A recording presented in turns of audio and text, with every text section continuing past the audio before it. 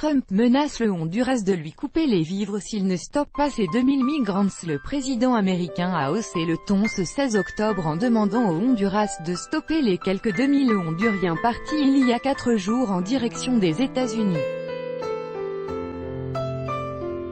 Le locataire de la Maison-Blanche menace de couper l'aide américaine à cet État d'Amérique centrale. Les États-Unis ont fermement averti le président du Honduras que si la large caravane de gens qui se dirigent vers les États-Unis n'est pas stoppée et renvoyée au Honduras, plus aucune aide et plus aucun financement ne seront accordés au Honduras avec effet immédiat. C'est par le biais de Twitter, son média favori, que le président des États-Unis a lancé un avertissement au Honduras.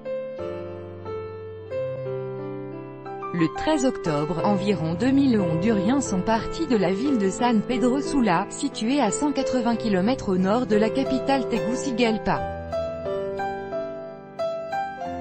Le but de leur périple? Rejoindre ce qui est pour eux la terre promise, les États-Unis.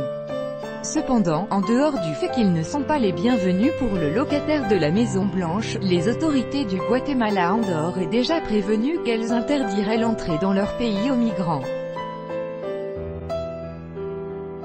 Ce n'est pas la première fois que Donald Trump demande à un État d'Amérique centrale de stopper une caravane de migrants.